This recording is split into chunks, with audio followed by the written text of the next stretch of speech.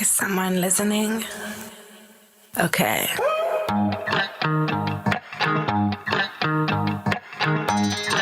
Let me tell you the story of that guy. First you loved, then you promised. Hi there, everybody. Welcome to another episode of the Cloud-Based Mayhem. I apologize again that we are still running a little bit late. I got kind of behind there in Mexico working on the episode with Jeff Shapiro and Will Gadd. Hope you enjoyed that one. I think that was one of the more important shows we've put out there. But I just got back from Colombia, tried to put together a couple live ones when I was down there. We had a couple days of pretty bad weather, but that also did not come back together. But just got off the phone with Sebastien Ospina, an old friend of mine who's been crushing. He's from Armenia down in Colombia. Got started when he was 14. He's been crushing it on comps. He won the Open and the British last year, and he was, I think, second, both in both RC. I think he won the Open this year, and then he was just second this last week. And the British Open is very much the same speed, or even faster. I think sometimes certainly was than the Argentina PWC this year. There's a lot of talent to go down to this thing, a lot of big names, and he's been doing really well. But he also does the whole tandem thing in Interlaken and seasonally, and he's been chasing the big distance flights down in the Sertau and the Brazil. So we had a lot to talk about. We hit on a lot of topics, and I think you're going to enjoy it. He's a real bright light in our sport. Always have loved Seb. He and I met when he was guiding out for the boys, Mike and Stu Belbas, out in Verbier. Great friends of mine who were real instructive also for me when I was getting into flying. That's kind of where both Seb and I cut our teeth, was there in Verbier. So you're going to enjoy that. Before we get to the show, I also promised several weeks ago that those of you who were aggressive about sharing these shows would be rewarded. And so I've just drawn, I can't reward everybody for this because I don't have enough stuff to give away, but I just drew a bunch of names out of a hat for those of you who have been sharing the last few shows. The Blue Fly Varios, I've got 2 of those. Thanks, Blue Fly, for sending me those almost that time ago. These things are awesome. Great little audio Varios you put on your shoulder, and real low maintenance, great little tool. But those go to my buddy Dave Hanning out in Tennessee, and my buddy Stein Volstad from Norway. He's been a fan of the show from the very beginning. He always shares it, and just wouldn't be right to not give him one of these Various. So thank you, my man. Here you go. And for those Patagonia friends and family cards, this is 40% off anything that Patagonia sells, with some exceptions and during sales and stuff, but like wetsuits aren't in that, but most things are. Those go to, I've got a whole bunch of those, so I'm giving a bunch of those away, and I'll contact you all. You don't need to, but I just want to put it out there that these people, I really do appreciate it, and I have seen it. And like I said, I couldn't get everybody that shared, but these are going to go to Viv Foraker, Vivia Gilstrap, Yan Gallen, Bowen Dwell, Ben Netterfield, Andy Reed, and I don't know how to say this name, I'm sorry, but Anze Pristov. I hope I'm saying that close to correctly, but thank you all. We'll do more of these in the future. I'll get some more of these cards from Patagonia and spread the love a little bit from them. But thank you. I really do appreciate it. And it goes a long ways when you spread these shows, and just it gets more people listening, which I think is a good thing. It's good for our community. So thanks very much. And let's get into it. This is, I'm coming off maybe the worst couple weeks of racing I've ever had. Got a lot going on right now with my boat life and my other life, and I think that stress was certainly playing a role, but who knows? But I certainly did not have one down at the Monarca and down at the British. Another thing I just wanted to say about the British Open is this is the first comp that I have been involved in that was they were doing carbon credits to make it carbon neutral, which is amazing. Imagine 130 pilots flying in from all over the world and then taking these gas guzzling buses up to launch every day. It's always been something that has driven me crazy about paragliding in general, hang gliding, you name it, but also just flying in general. Is our carbon impact as a community on the earth is massive when we go to these comps, and the British have taken it on themselves to make that part of their deal, and I just hope that other comp organizers around the world would be really encouraged, like I was really encouraged to see down at the Monarca in Mexico this year, Miguel Gutierrez, they are not allowing any plastic. They're not doing any water bottles up at the start. You got to bring your own container. They're supplying water, and that's what they were doing at the British down in Colombia as well. So I thought that was really cool to be able to offset that whole massive carbon load there with these comps. And it really doesn't end up being a ton of cost, but when they've learned that when they put it on the pilots to do it, it just doesn't happen. So they're just making that part of your fees. A little bit of your fees are going towards offsetting the travel down to go to these comps. So I hope that sinks in with other comps and with other organizers everywhere. That's a very cool thing that they're doing. But thank you guys for doing that. It was tons of fun. It was awesome to be flying in the sky with lots of colored wings and all of my friends. Yeah, it was a terrific few weeks and a good trip, even though the scores didn't add up, but they certainly did for Seb. And I tried to pry from him as much as I could how he's doing it. So here you go. Enjoy this talk with Seb Ospina.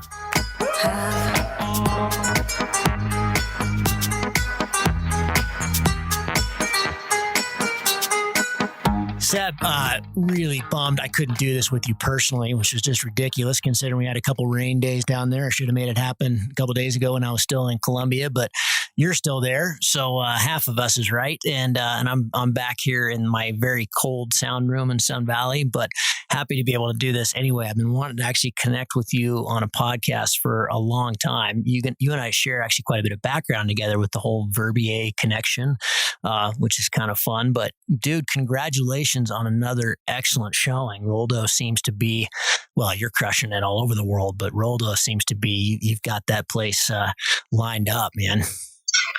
Hey, Gavin, thanks a lot for the invitation. And it's an absolute pleasure to be on your show. A total honor. I'm glad we got to make it. Yeah. This will be a blast. I've wanted to kind of ask you about, you and I had pretty much opposite races this time around. Last year I went down there coming off the tails of Monarca and Monarca went okay. And then Rodo went great. I had a really good race down there. You won it, right? You won it last year. You just crushed. Yeah, I won both the nationals and then the British, which you were there on the top 10 with me. Yeah, that was fantastic. And you were second a couple days ago, correct? Do I have that right? Yes. I took off before the awards. Dude, that's just, I think also, people need to understand that the British Open is very much PWC or even beyond level. I just came back. My last PWC was down in Argentina. And the level of pilots and the speed is certainly World Cup at the British. There's just a lot of talent there. So congratulations. I want to talk about kind of how you've pieced together these puzzles, and we'll talk a little bit about your history. But let's just start with just this race. What kind of headspace do you try to get in before it starts? You had the Open right before it. Do you even need to think about that? Or are you all kind of warmed up? Or what are you trying to kind of think about going into the first day? Well, Gavin, that's a good question, actually. Initially, my thought was to completely forget about the events until they happened. So I did some other stuff. I did some coaching on my tandem. I spent time with family. I went to the beach. I went kite surfing. I just tried not to think too much about these two events, since maybe there was a little bit of pressure having won both events last year and being the local local hero guy who wins. So I tried to not think too much about it until the very first day of the task. In fact, I hadn't flown my Enzo since my Brazil cross-country trip. So yeah, I tried to keep it cool. And at the end of the day, what I decided to think, how I decided to see it is that I don't need to prove anyone anything. And yeah, just to try to stay as cool as possible. My wife, she knows that, and she tries to help with that kind of headspace.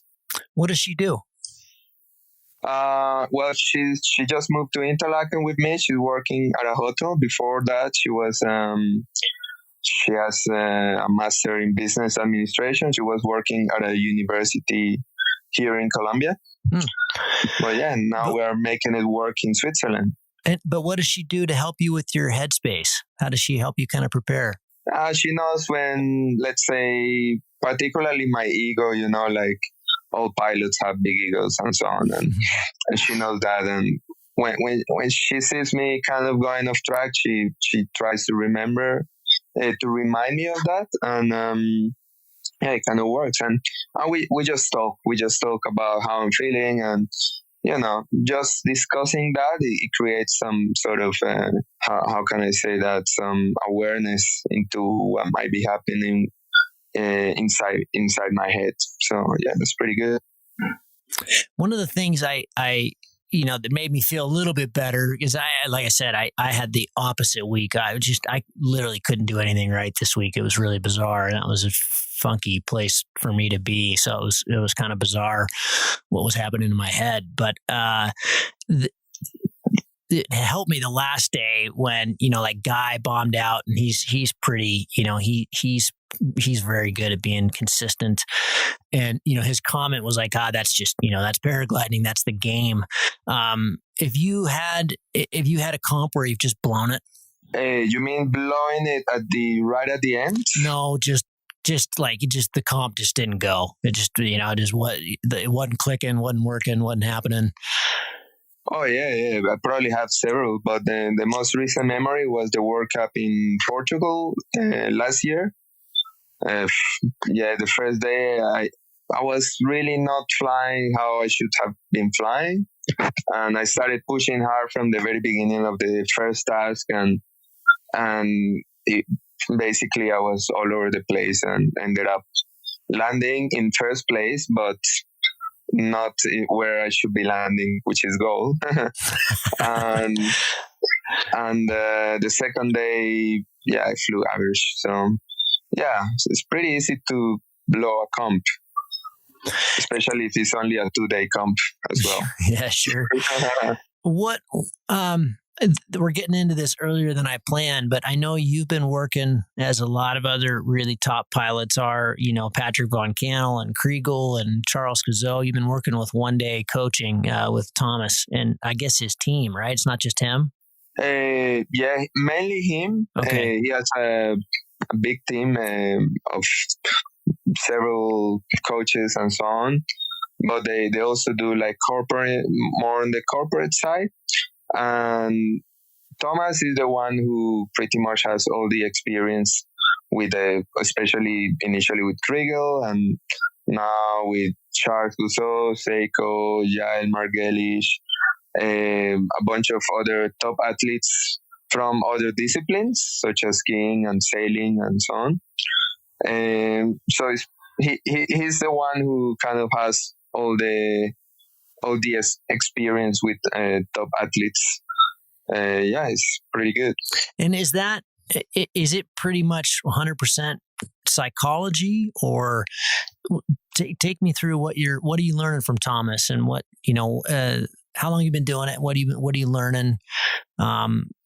How has it affected your performance? Well, it's all about it's not only psychology. He also kind of put things in perspective and lets you see the little things, and also the goals that you may have, and small changes or even big changes that you can make to get to those goals. It's not only on what's happening with my mind, but also perhaps other technical things which I can do to improve my results or help me get to my goals.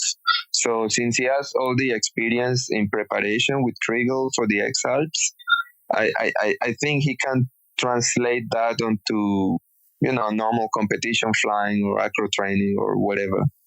And also the good thing is that he doesn't have a standardized way of working, is my impression. He just sees what you more or less need and what your goals are and who you are. And if he has anything to say coming from another athlete's problems or ways of solving things. He will kind of give you an example that might or might not work for you. So yeah, it's pretty good. Can you give me any specifics? I'm just thinking about the folks listening, and I'm one of them for sure. If I didn't have access to Thomas, what would be some of the kind of tips and strategies that you've learned from him that we could pass on? Are you going to him and going, listen, I think I'm gliding pretty well, but I could be a better climber, or is it more, gosh, day 3 of every comp, I start getting nervous and anxious, and I need to learn how to relax? What kind of stuff do you take to him, and what would be his solution? Perhaps he would ask you, how ready are you for the next cross-country chasing record trip? And I would say, okay, I'm ready this and this way. He would say, okay, what percentage are you ready? Are you 80% ready, 90% ready? I would say, okay, I'm 95% ready. Okay, what would take you? What do you need to do to reach that 100%? And then you start thinking, and it's like, okay, it's probably, I'm not 95% ready. I'm probably a bit less, maybe just 80% ready. And then you realize there is a whole lot of stuff to do that you still need to prepare. And such things, and then normally just write it down. Also, something that he is very important, kind of just write it down and feedback. Like you land, you have to be writing down what have you done wrong, what went right, and why you took certain decisions. And if you have like a notebook and you write down all of these things, even if you don't look at it back, I think it has some effect. So a little bit of that. Maxime talks a lot about that in his book. Maxime Belleman talks about the importance of journaling, that just having a little notebook in your flight deck. So when you land, instead of kicking your helmet and getting all pissed off, you just take a few moments and write it all down. And like you said, actually, he said the same thing. You don't need to actually go back to it. It's just a matter of kind of cataloging, what you've done right, what you've done wrong, kind of developing that growth mindset to get better. Absolutely, I think so. Also, another point, I guess you've already talked perhaps to Hugh Miller about the concept of what the monkey is and how it affects you, and how mindfulness and all that helps. So Thomas also likes to teach you about that concept of mindfulness and controlling that bloody monkey. Mm-hmm. Is that are you doing that through meditation or some other way? I kind of talk to myself a lot. Okay. I sometimes get my Headspace app. I fire it up and I use it a little bit, but also I just kind of talk to myself a lot, and I try just to like if I'm feeling angry, I tell it to myself, okay, I'm feeling angry. Why is that? And if I'm being a little bit of a angry driver or something, I try to be aware of that and control it. It's just that. And when I'm flying, I'm very aware when my monkey is out, and sometimes I let it get out to play, but sometimes it needs to stay in the cage. What general mindset are you looking for going into a comp? I've heard all kinds of things. Some pilots really like going in kind of hungover and being, kind of tired because they're not so wound up. Other pilots, mostly what I hear is, oh man, the best thing is just to be relaxed. It's just to be calm and relaxed. And, but I still I come from a background of really short duration, high intensity sports. So like the opposite of the X Alps, so like ski racing, that kind of thing where, my recipe back when I was ski racing was like Metallica. I wanted to get as ramped up as I possibly could. I did not want to be calm. I wanted to be like I could just reach out and crush somebody. And because it was a downhill, I was going to be skiing at 75 miles an hour and taking huge air. And I just needed to be, just, I don't know, like a metalhead, just like,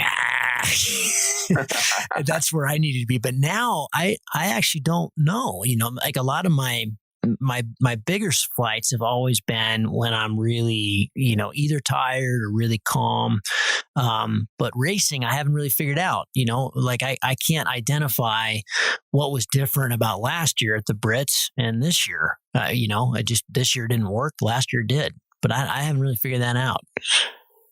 That's a very interesting question. I think after talking to Thomas, one of the things we wrote down in my cockpit, kind of, well, I don't know if you call it my mantra or my priorities and so on. And in this cockpit, I have what I should be thinking about, let's say. And first of all is safety, have a safe takeoff and safe landing. Fun, make sure I'm having fun. Also, ideally, be making good decisions, have a clear mind to make the decision.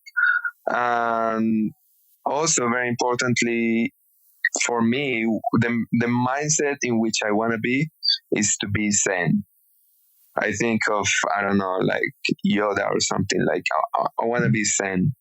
I want to be cool in these situations, even for competitions. And when you think about, all the top racers in the world, they're pretty chill. And someone like Russell Logan, he's a pretty chill guy, and he just crushes it, in the races. So I think that's as you say, like, it is a pretty long game, it's a 2-3 hour race.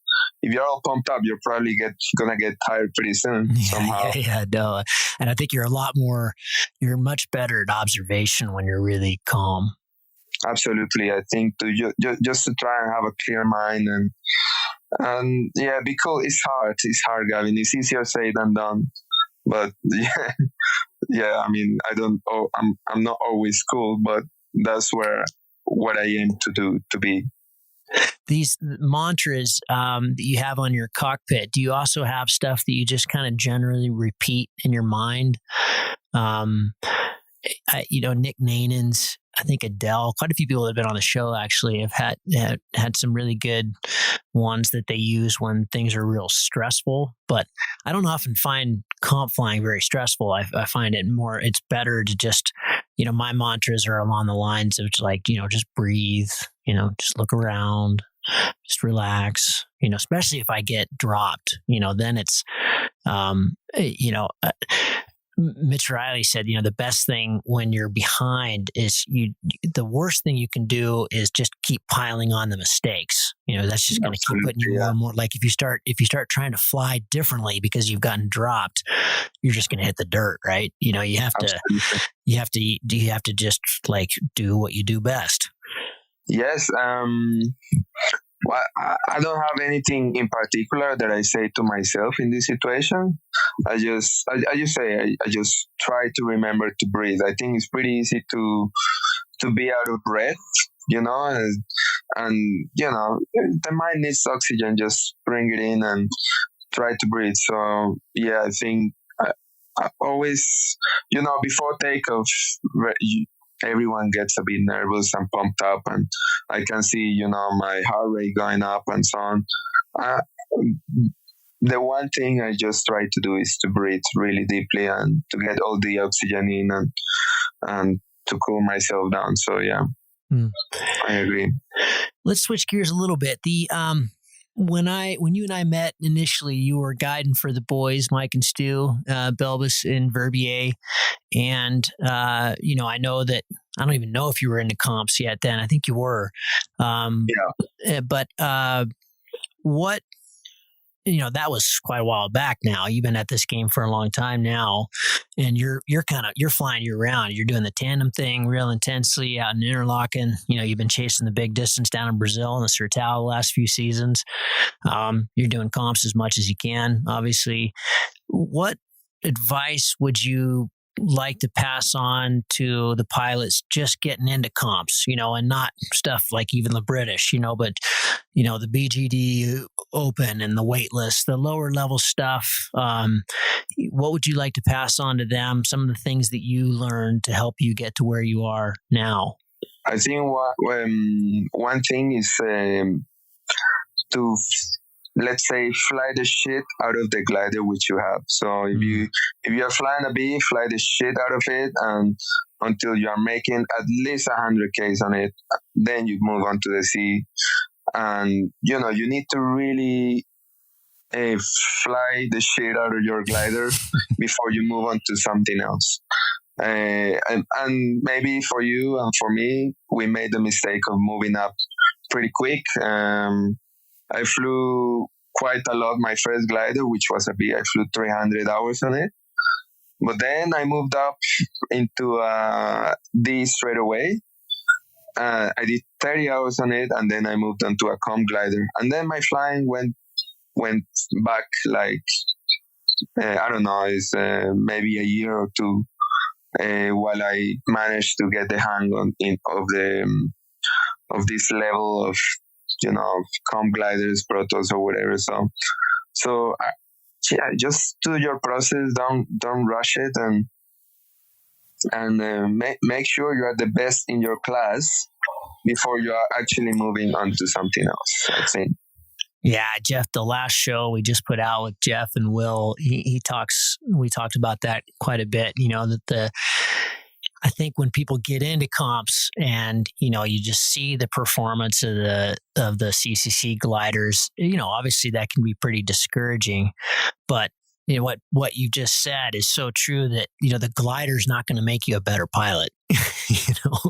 It's the hours that are going to make you a better pilot. And, just jumping on that better glider isn't going to bring the results. You still have to get really good. We just, the Monarca this year was, it's always so eye-opening to fly with Josh Cohn, because last year he flew it on the Omega and got second. And then this year he flew on the Z Alps and I think he got second or third.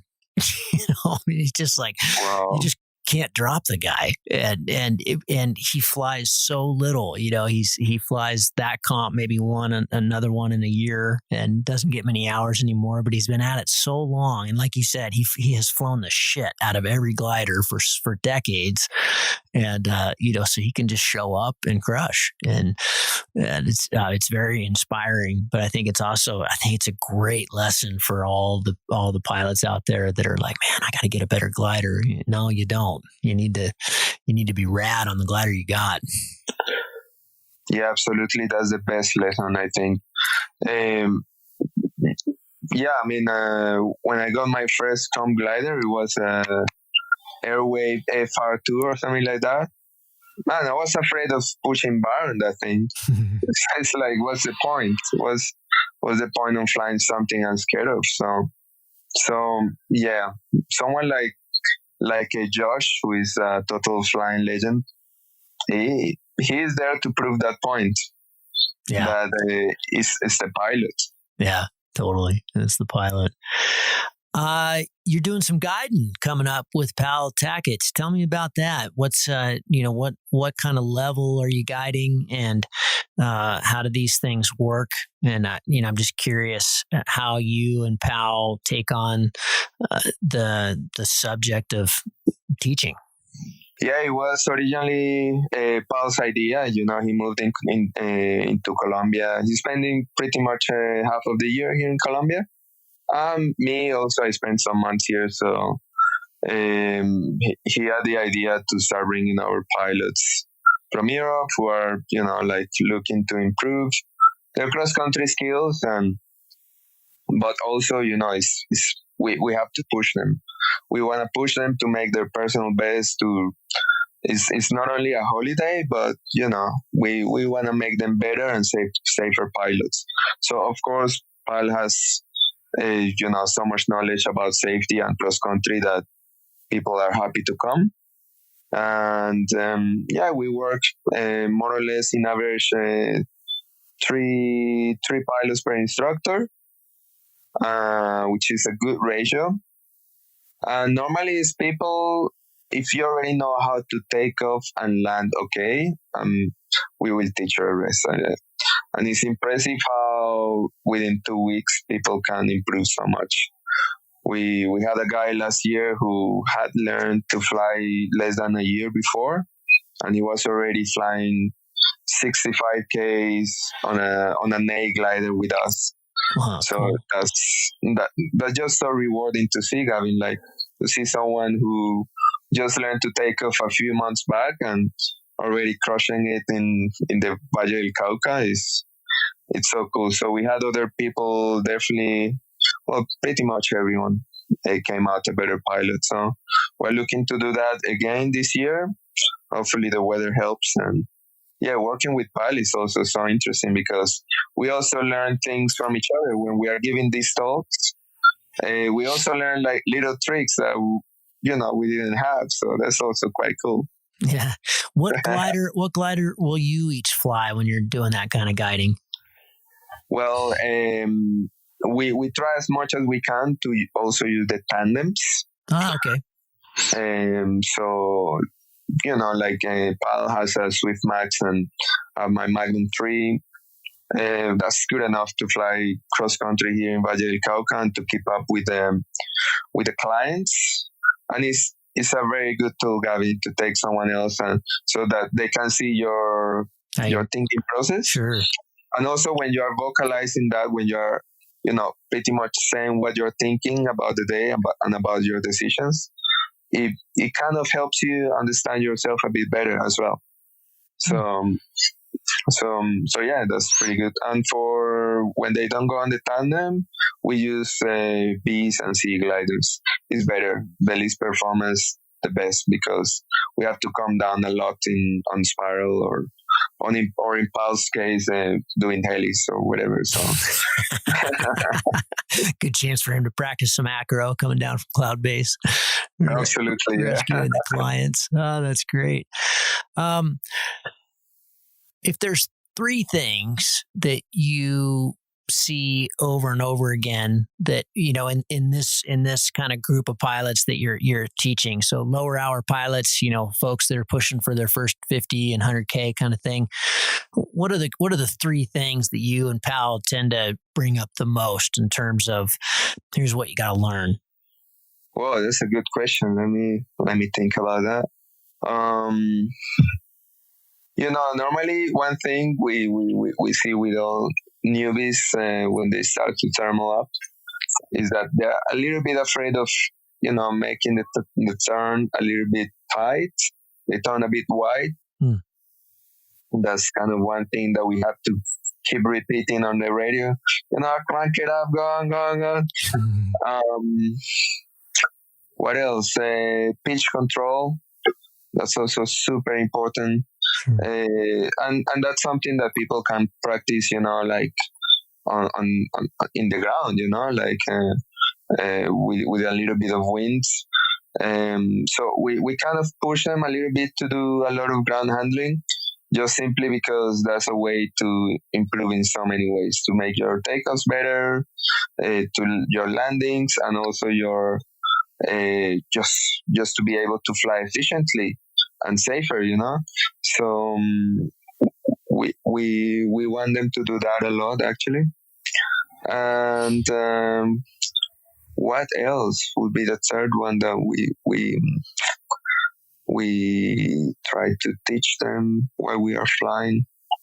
Just observation. Observation is a very important part of cross country flying, mainly because what we have very often is 2 people in different thermals. One is going up higher, stronger than the other, and the other one is not even noticing that. And we have to keep on telling them, please observe, look what's going on around you. And when someone is climbing better than you, don't be afraid to go and join them. And, then you fly together.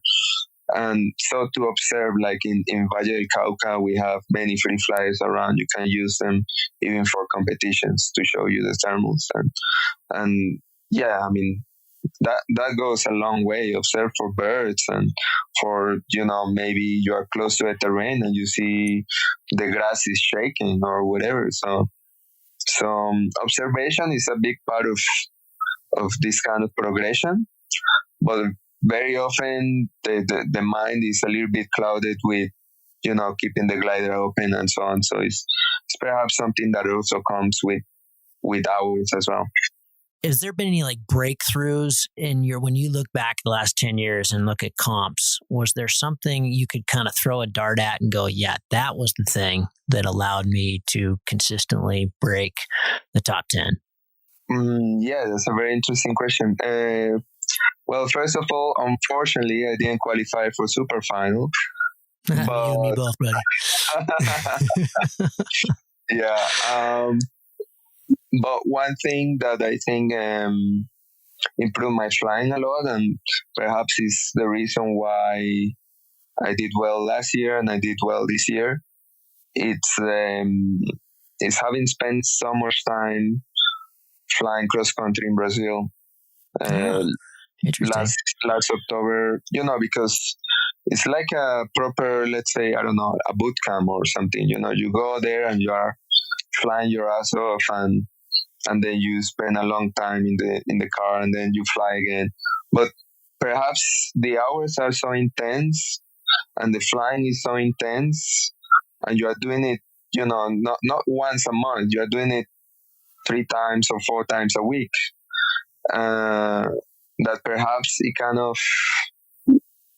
comes into your subconscious, or somehow it's like a proper training, like what the boys do in Orgaña with the acro, perhaps is what happens in Brazil with the cross country.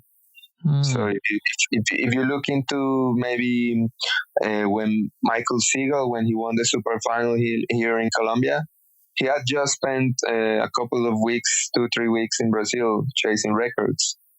So, when Honoran won here in Colombia in the World Championships, he also spent some time in Quixadá just before that. So perhaps I did feel like after that Brazilian season that I had way more confidence, like diving in low, and when I was maybe 100, 200 meters off the ground, I'm still cool. I'm still zen. Because I had to deal with all of that in Brazil, not once, not twice, but maybe 50 times. Yeah, you do a lot of low saves there. Jeez. So perhaps that, just like thermal finding or finding the core. You've done it, in a single flight in Brazil. I don't know how many times you have to do it, maybe 50 times or whatever. So perhaps that, I think one of the breakthrough, perhaps realizing that all these hours somehow translate into my competition flying. I'm curious, take any of the days that we had this last week. How does your mental approach change as the day goes on? So let's call it a 100K task, or maybe like the task down to Pitacinche, which was like 130. Are there times when you're different, or are you trying to stay level headed the same all the way through? I mean, including the final break. I wish I had stayed level head on that task all the way through, because initially Pal had gained kind of a gap on us, and at that point I was very clear with me. I tried to stay leveled, and until the moment when I caught him up, like after, I don't know, 80 Ks or whatever, he was so fast. And then I overtook him, and then I tried to fly as a team with him. But I think our minds went kind of weird. Like, Pal was confused somehow by the decisions I was making. And and we wanted to fly as a team, but we couldn't kind of coordinate And that was a bit of a distraction. And also having such a top gaggle chasing us, put on some pressure on us. So at that point, we our decisions were clouded, and we lost a little bit on the final. But normally, I wish I could stay level-headed all the time, just to use the logic mind as much as I can. Had I used it on that day, maybe Pal and I would have won the day or something. Yeah, because I often, what gets me a lot is often the first day and then late in a race where I'm doing well and I get too excited. For both of those, the first day I get too excited. I'm just so excited. I'm in the air and I'm doing well and it's fun. And I'm like, oh man, I'm with League Out. This is great. This is great. It's great. And I just start pushing too hard. And then the other one I do, and I've done it a lot. So I've journaled about it a lot. So I need to stop making that mistake. But yeah, and then the other one is like, as the day is closing and it's like, okay, 20K, 18K, 16K. And I just get so excited. The level headed goes right out the door, and so yeah, maybe the question should be not really that day because a lot of the listeners weren't down there in Colombia. I have no idea what we're talking about, but just do you kind of have a recipe for sticking with here's my, do you have it? Like when you take off, it's like, okay, this is my game plan. Yeah, on an ideal day, Gavin, I want to make very few decisions. And the few decisions I make is because I know I'm going for sure. So in Colombia, like flying down the ridge, I know it pretty well. So I know when to dive, when to push, when to slow down, right? But ideally, in an unknown place, I want to use not so much my knowledge, but just kind of other people's knowledge until maybe 20K is out, and that's when I have to get creative somehow. But it's hard because everyone else needs to get creative, right? But for instance, on the last stars of the Brits, everyone headed on the way where you would normally head, but I didn't see clouds on top that were promising. And I saw a cloud that was looking promising, but out of where normally people go. And that's where the good climb was. So yeah, I tried to get creative right at the end, but that can come back and bite you, like it did on the first day for me. But but mentally, I want to stay cool the whole time, even because in the past, I've had many moments when I thought I had never won a task with, I don't know, like 5 years ago. And whenever I came close to winning a task, I would get so excited. My heart would start pumping and I'd be like, yes, I'm going to nail this. One time I was about a 6-1 glide to goal to win a super final task. And I didn't get there. So I had all these crushing moments that made me realize, okay, I have to cool it down on finals and just, maybe if maybe I will win a task, time will tell, but I want to stay cool when I'm on final, even if everything is looking for sure. So if I'm on final and I'm first and I have a glide to goal of 4-1, okay, I'm still not celebrating early or getting excited. I'm just looking at my glider and my leading edge and making sure it doesn't close. And it's mainly that I try to, and then I save the celebration for the end, for after I make it. Your main job of the year, and I would imagine this is what provides the most of your funding. You're doing the tandem thing in Interlaken, which is no joke. That's I know you guys are doing a ton of those every day, and it's very hard work. But before we started recording, I asked that, and you were like, "Oh man, I love it. It's great." Do you think it's? I've heard a lot of people say that they don't think flying tandems is good for their own personal flying. How do you feel about that? Yeah, I think that comes to each individual. In my mind, I kind of separate what tandem flying is from flying my ISO 3, so, when I do, like every job, it can become a little bit dull after doing it several times.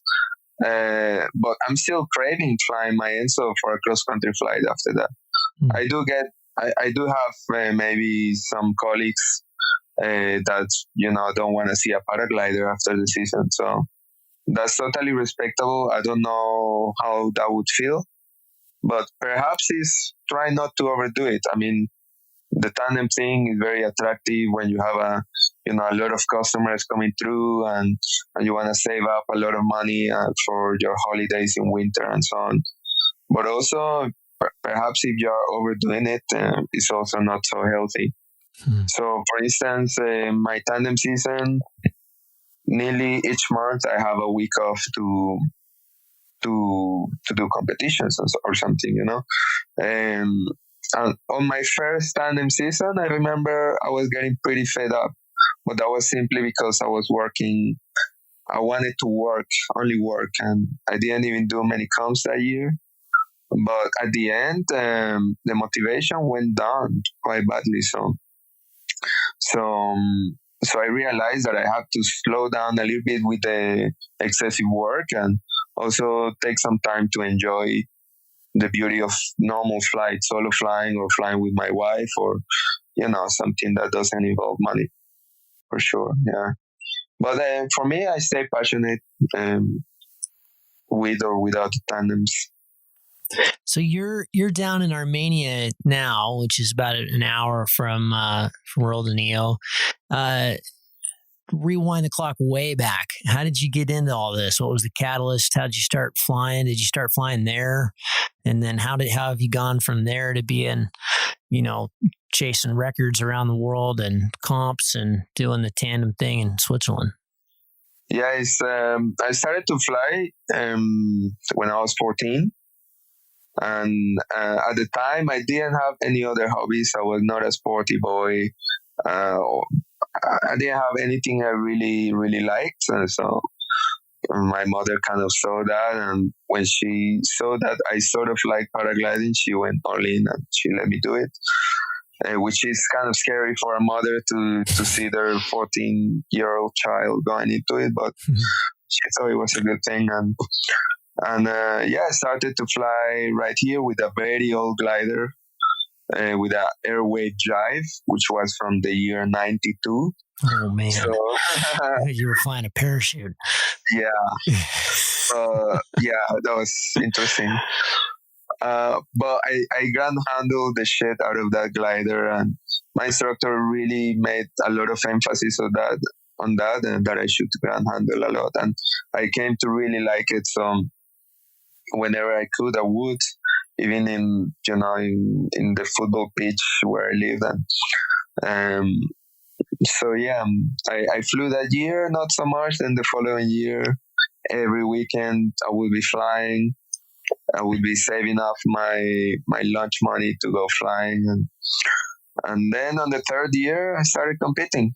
I did all the local leagues. I had a massive glider. I had an Aqua Allegra later on, which was 29 square meters, and I used to weigh 65 kilograms back then, so it was a huge glider for me.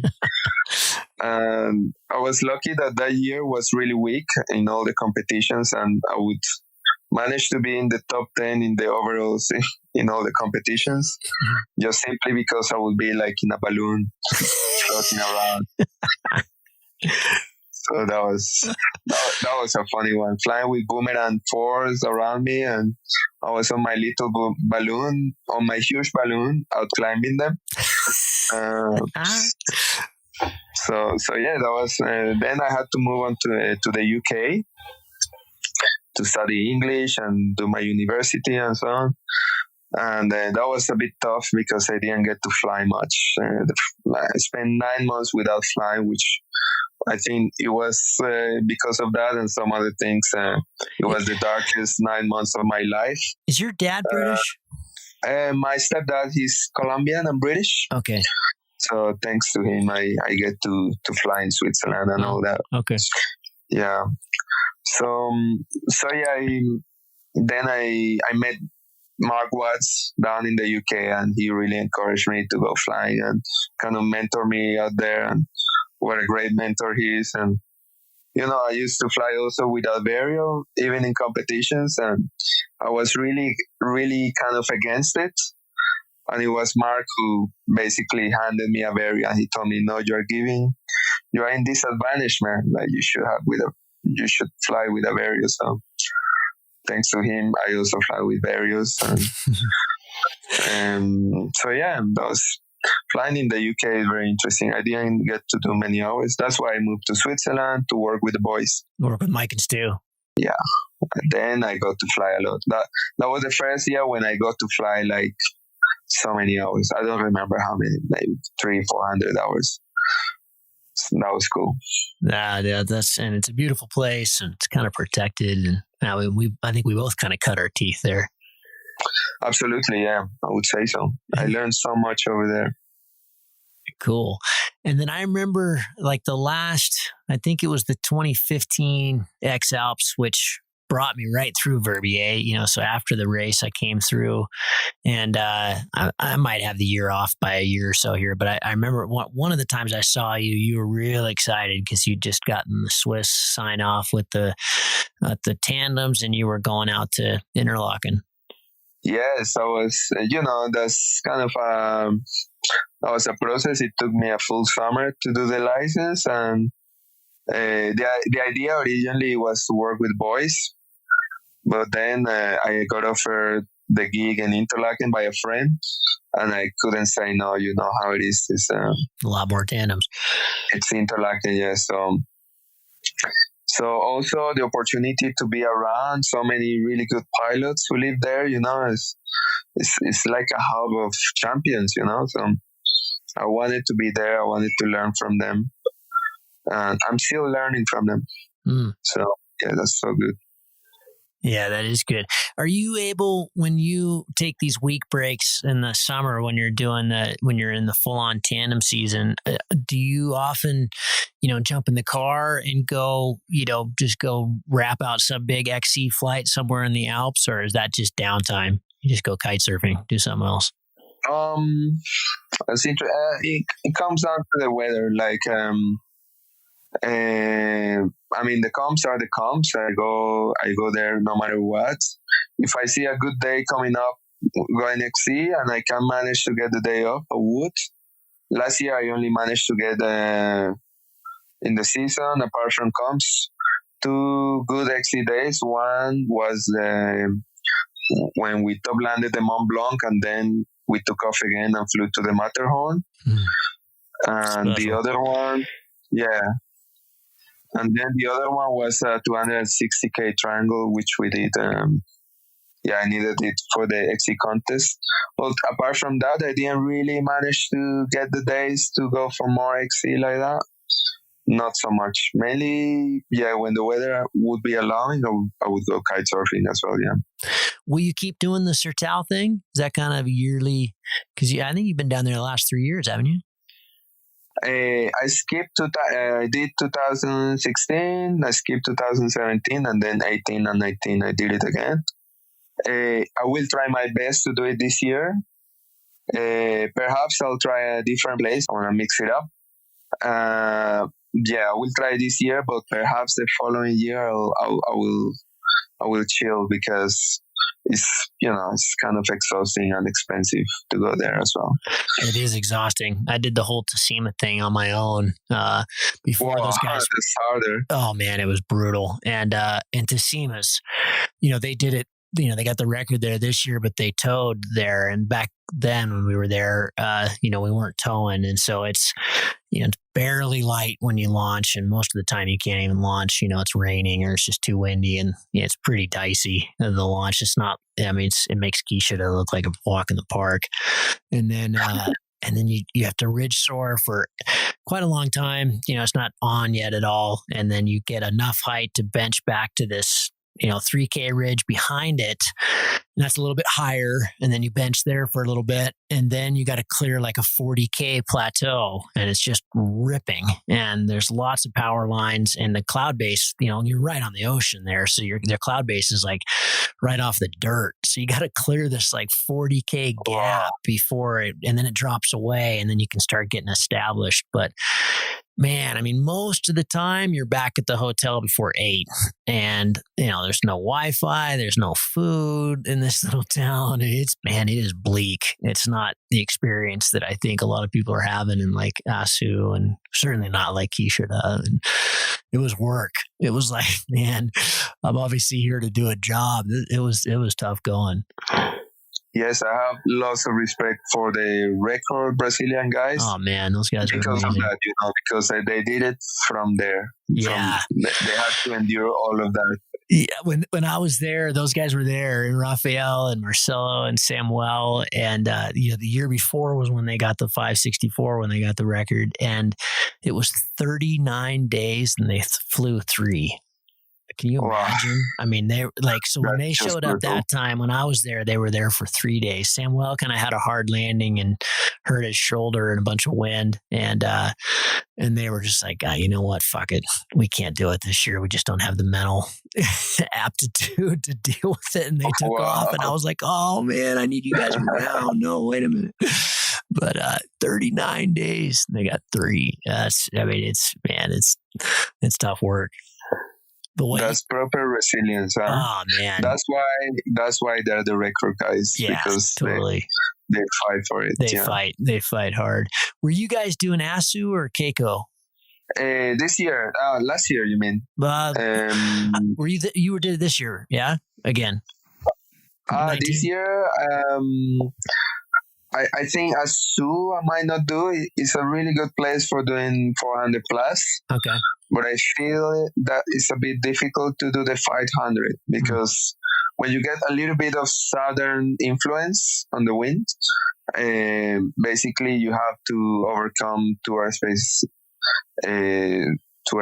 So we have Mosoro and then Fortaleza. So when the wind is pushing you towards airspace, it's not efficient. So sure. I might try somewhere a bit more south, or maybe even Kaiko. I have to discuss that with maybe Fly with Andy or whoever is operating there. But maybe Kaiko, or maybe we try and find our own place. Who knows where? Yeah, that's a very interesting game. So for listeners that haven't been down there, what would you say are kind of what would you want to tell new people that are thinking about going to the fly to the Sertau to be kind of ready for? I think sounds like towing is a much safer way to get in the sky than the typical launches there, whether that be Patu or Kishida or Tsushima or whatever. But it's also pretty for real. I was amazed, like the terrain is not. It's not Australia where it's just nothing. It's not like flying Interlaken, which I did for a few weeks back in, I think that was 2014. But, there it's more like the lack of roads. And if you land out somewhere, you really literally could die from the heat. whereas the Sertau, it's like cactus, man. There's some really serious stuff that you would not want to land in. Yeah, the Sertau has some really unlandable areas. I would say in the case of Asu, we are kind of okay. I mean, with the towing, it's certainly much safer than going to Kishada and getting thrown about in the compression.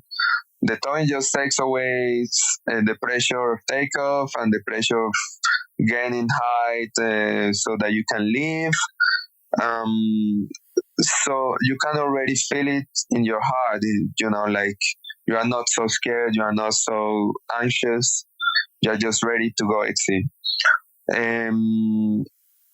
The landing options are generally quite fine from Asu. And also the cool thing, as you probably already know, Gavin, is the local people. You land and they will take care of you so well. So that kind of helps when you're landing out.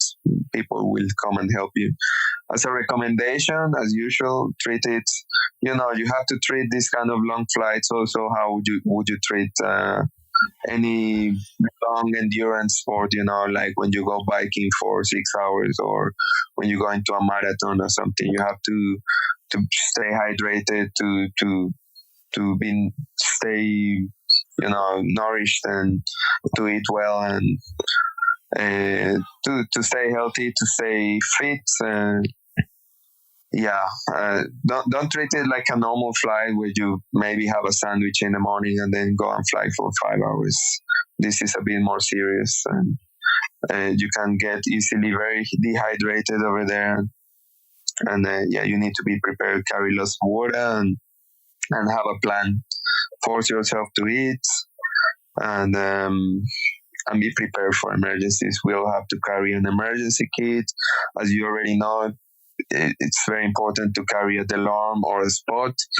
That's an essential piece of kit over there. And for sure, to have a good team, a good ground team chasing you. That's very important. Yeah, for sure. We were really blessed with the team we had this year from Flight Track Expeditions. They had this massive 4x4 chasing us around the Sertau, and they had this system where it's a bit like it doesn't go through the internet. You have like satellite, I don't know, sort of positioning that allows the truck to see where you are without needing. Wow. Yeah, that's it was developed by Martin Portman.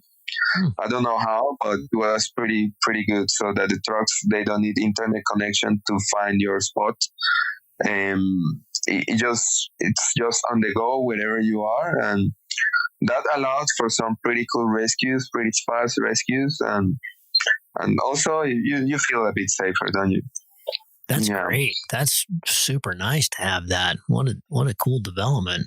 Yeah. You should talk to Martin. That's pretty interesting. That is. I don't know if where else they could have it, but that was amazing. What have you learned? What have you learned about flying the flats? That's different than flying in the Alps.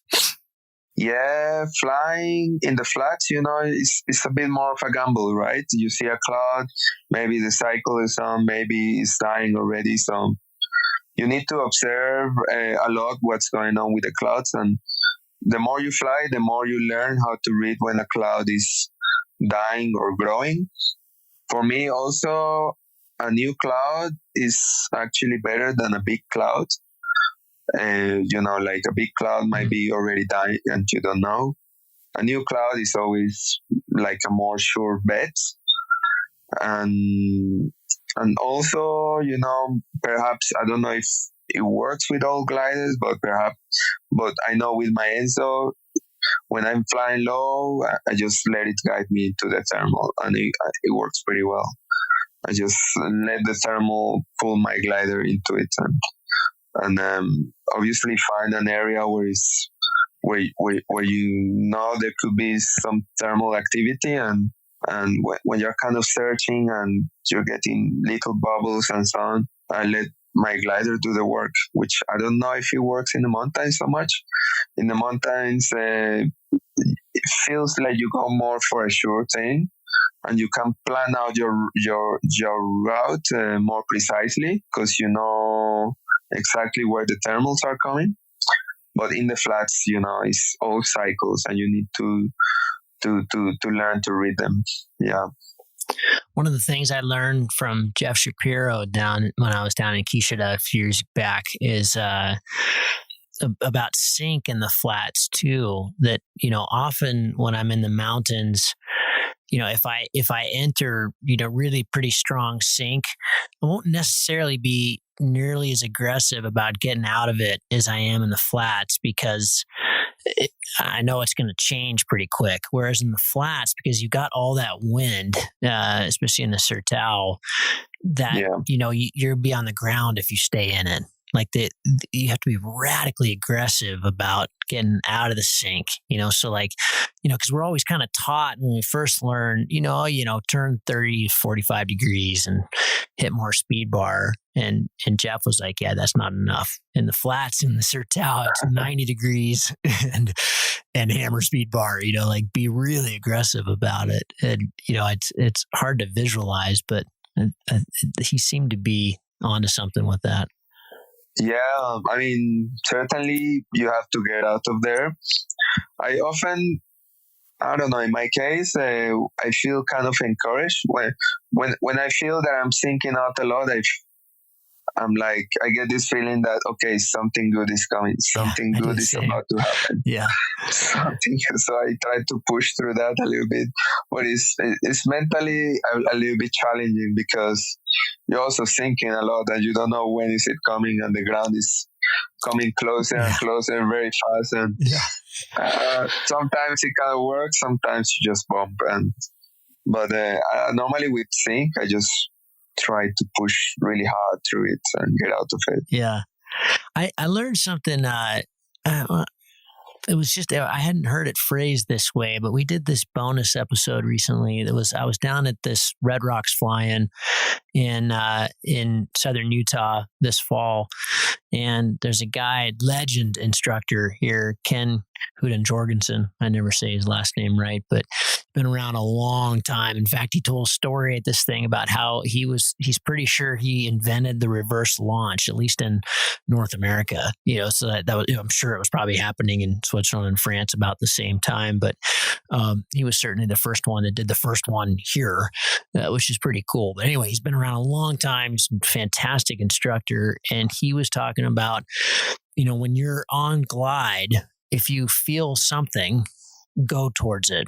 It doesn't matter if it's sync or if it's a thermal. You go, let your wing go toward, like our wings. I think the really higher aspect two-liners kind of do, like I often do that. I'll often, especially if I'm kind of struggling, I'll just close my eyes and let the wing do the work and just let it go. Especially in the X-Alps, you're kind of tired, taking a little cat nap, but just let the wing go to the lift. But, because around most lift is sync. And so if you're feeling something, it's probably good. It might not initially be good. It might be sync, but then it'll be a thermal. So yeah, not that this week was representative because I was flying so poorly at the British, but I was trying that a lot, and it almost always worked.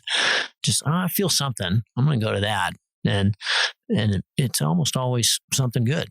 Yeah, I think he might be onto something, really. I mean, if the air is moving, it's for a reason, right? Yeah.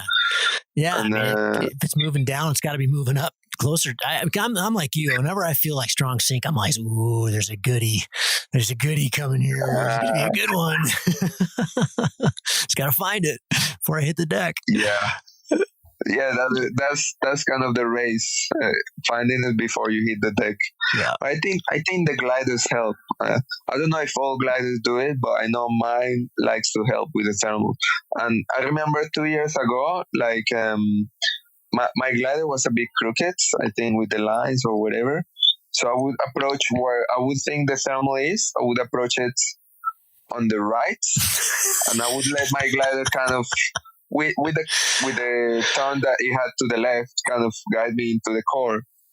And it was actually quite funny, but it worked. That's great. Several times. So yeah.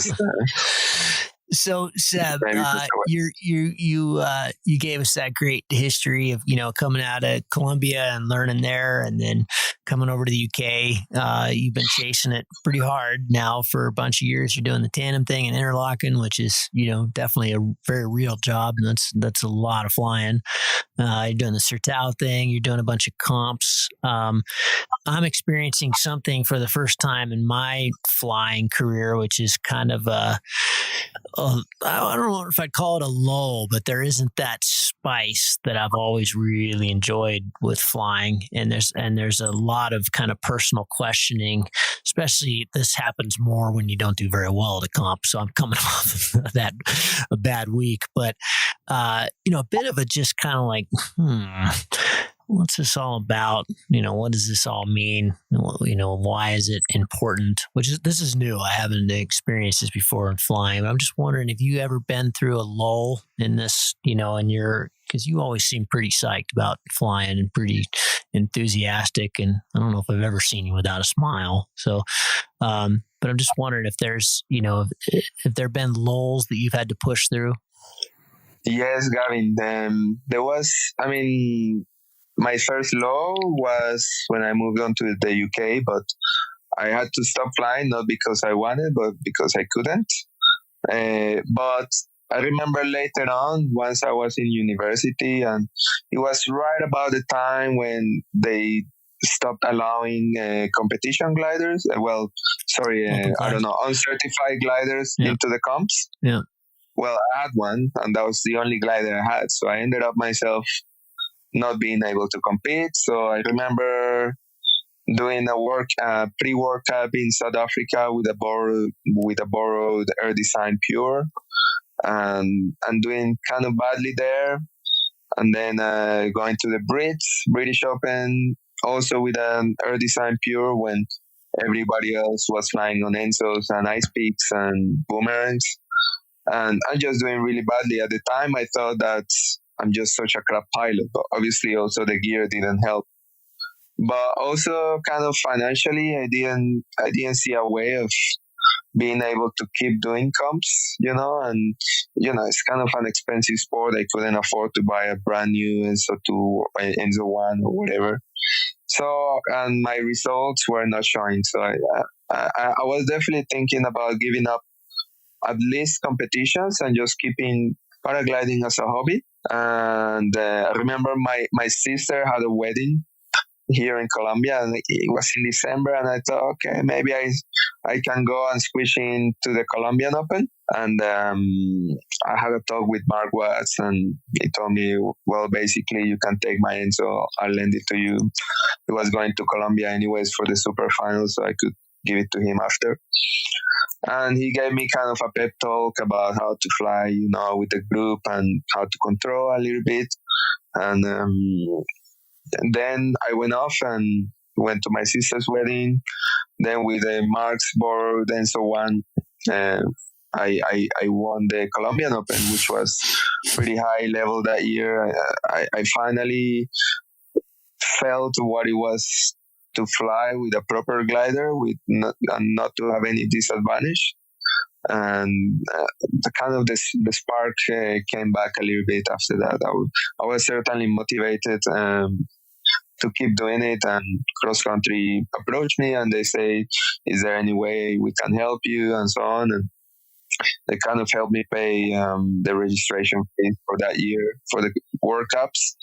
And but that was certainly, before that, there was a lull, and I was about to give up competitions and focus on my career. And but thankfully that didn't happen. Well, Seb, I'm glad we got you back, man. It's good to have you in the game. And again, huge congratulations for another epic week, and actually 2 epic weeks with the Open on that too. So can't wait to fly with you again, man. It's always just such a pleasure, and it's been fun being wingtip to wingtip with you a few times as the years go by. And thanks, man. I appreciate it. It's good to have a chat with you. Hey, Gavin, thanks a lot for the invite. I hope maybe I see you in Europe this year. And the wingtip to wingtip, that's a very interesting one. I remember doing a pretty full-on synchro spiral with you in the pre-worlds in Colombia a few years back. That was right. Fun. That's right. I forgot about that. That was cool, man. That was cool. Yeah. Yeah, bro. Cool, man. Well, we'll talk soon. Thanks a lot, and I appreciate it. Thanks, man. Cheers, Gavin. See you next time, and thanks so much. If you find the Cloud-Based Mayhem valuable, you can support it in a lot of different ways. You can give us a rating on iTunes or Stitcher, or however you get your podcast. That goes a long ways and helps spread the word. You You can blog about it on your own website or share it on social media. You can talk about it on the way up to launch with your pilot friends. I know a lot of interesting conversations have happened that way. And of course, you can support us financially. This show does take a lot of time, a lot of editing, a lot of storage and music and all kinds of behind the scenes cost. So if you can support us financially, all we've ever asked for is $1 a show. And you can do that through a one-time donation through PayPal, or you can set up a subscription service that charges you for each show that comes out. We put a new show out every 2 weeks. So for example, if you did $1 a show and every 2 weeks, it'd be about $25 a year. So way cheaper than a magazine subscription. And it makes all of this possible. I do not want to fund this show with advertising or sponsors. We get asked about that pretty frequently, but for a whole bunch of different reasons, which I've said many times on the show, I don't want to do that. I don't like having that stuff at the front of the show. And I also want you to know that these are authentic conversations with real people, and these are just our opinions, but our opinions are not being skewed by sponsors or advertising dollars. I think that's a pretty toxic business model. So I hope you dig that. You can support us. If you go to cloudbasedmayhem.com, you can find the places to support. You can do it through patreon.com/cloudbasedmayhem. If you want a recurring subscription, you can also do that directly through the website. We've tried to make it really easy, and that will give you access to all the bonus material, little video casts that we do and extra little nuggets that we find in conversations that don't make it into the main show, but we feel like you should hear. We don't put any of that behind a paywall. If you can't afford to support us, then just let me know and I'll set you up with an account. Of course, that'll be lifetime, and hopefully you're being in a position someday to be able to support us. But you'll find all that on the website. All of you who have supported us or even joined our newsletter or bought Cloud-Based Mayhem merchandise, t-shirts or hats or anything, you should be all set up. You should have an account and you should be able to access all that bonus material now. Thank you so much for listening. I really appreciate your support, and we'll see you on the next show. Thank you.